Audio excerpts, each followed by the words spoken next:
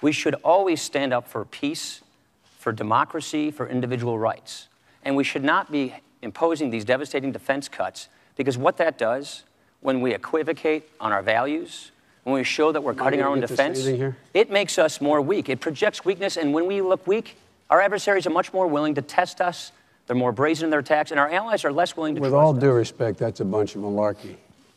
And why is that so? Because not a single thing he said is accurate. First of all, be specific. I will be very specific. Number one, this lecture on embassy security.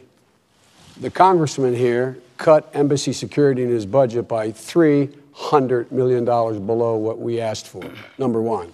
So much for the embassy security piece. Number two, Governor Romney, before he knew the facts, before he even knew that our ambassador was killed, he was out making a political statement which was panned by the media around the world. We will not allow the Iranians to get a nuclear weapon. What Bibi held up there was when they get to the point where they can enrich uranium enough to put into a weapon. They don't have a weapon to put it into.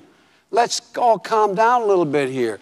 Iran is more isolated today than when we took office. It was on the ascendancy when we took office. It is totally isolated. This is the world's largest sponsor of terrorism. They've dedicated themselves to wiping an entire country off the map. They call us the Great Satan. And if they get nuclear weapons, other people in the neighborhood will pursue their nuclear weapons as well. Vice President Biden. We can't live with that. Let's look at where we were when we came to office. The economy was in free fall. We had the Great Recession hit. 9 million people lost their job. $1.6 trillion in wealth lost, in equity in your homes and retirement accounts for the middle class. We knew we had to act for the middle class. We immediately went out and rescued General Motors. We went ahead and made sure that we cut taxes for the middle class. And in addition to that, when that occurred, what did Romney do? Romney said, no, let Detroit go bankrupt. We moved in and helped people refinance their homes. Governor Romney said, no, let foreclosures hit the bottom. Did they come in and inherit a tough situation? Absolutely. But we're going in the wrong direction. Look at where we are. The economy is barely limping along. It's growing at 1.3%. That's slower than it grew last year, and last year was slower than the year before. Job growth in September was slower than it was in August, and August was slower than it was in July. We're heading in the wrong direction. 23 million Americans are struggling for work today. 15% of Americans are living in poverty today. This is not what a real recovery looks like. Mitt Romney's a good man.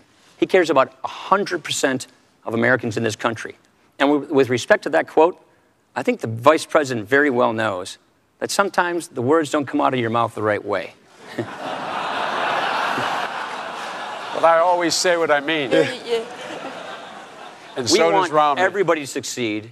We want to get people out of poverty, in the middle class, onto a life of self-sufficiency. We believe in opportunity and upward mobility. That's what we're going to push for in a Romney administration. The idea, if you heard that little soliloquy on 47%, you think he just made a mistake, then I think I think I got a bridge to sell you.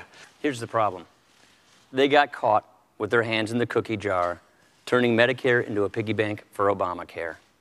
Their own actuary from the administration came to Congress and said, 1 out of 6 hospitals and nursing homes are going to go out of business as a result of this. That's not what they said. 7.4 million seniors are projected to lose the current Medicare Advantage coverage they have. That's a $3,200 benefit cut. That didn't what we're happen. saying, more people signed up. These are from your own actuaries. More people signed up for Medicare Advantage after the change. What they're saying, nobody is. Mr. Vice President, I know, Mr. Vice President, I know you're under a lot of duress to make up for lost ground, but I think people will be better served if we don't keep interrupting each other.